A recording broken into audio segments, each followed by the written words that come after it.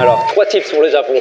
Le premier, je te conseille d'aller chercher une carte Suica ou Pasmo directement au bornes quand tu arrives à l'aéroport. Attention parce que le monde, généralement, il y a beaucoup de monde pour récupérer ces cartes-là ou acheter des billets de train.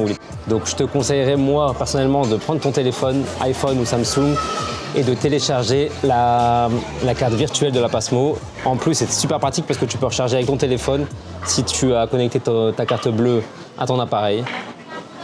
Tu gagneras du temps dès l'arrivée, surtout que si tu as passé du temps à l'immigration pour récupérer tes valises, etc., si tu viens d'un transit, si ton vol était super long, etc., là, je te conseille moi vraiment d'avoir cette carte-là sur ton téléphone et au moins tu passes directement prendre le train. Ensuite, le deuxième point, c'est Internet.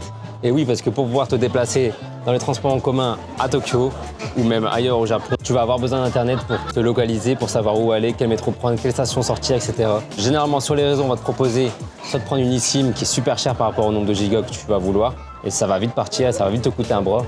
Ensuite, la Pocket Wi-Fi, c'est embêtant parce que du coup, il va falloir mettre une caution ou charger l'appareil parce que forcément, c'est sur batterie. Je pense que le nombre de gigas est aussi assez cher par rapport à la location. Et avant de partir, de reprendre l'avion, tu vas devoir déposer ta Pocket Wi-Fi dans une borne privée à cet effet. Du coup, c'est pas super confort.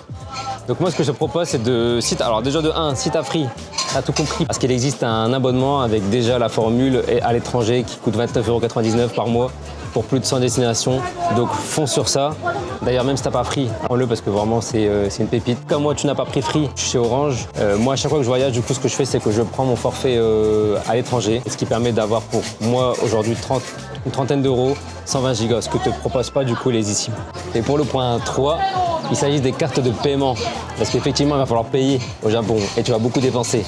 Du coup, ce que je te conseille, c'est d'avoir une banque type Boursorama, Revolut, Trade Republic. Dans ces cas-là, tu n'as pas de frais avec ta carte bleue.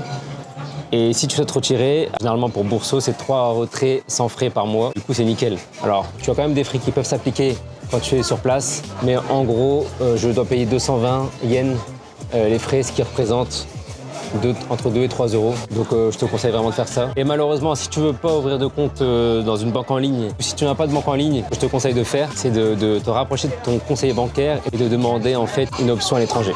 Voilà. Si tu as kiffé, si ça t'a servi, n'oublie pas d'enregistrer la vidéo. Pour moi, ça m'aide beaucoup. De mettre un petit like et surtout de t'abonner. Arigatou gozaimasu.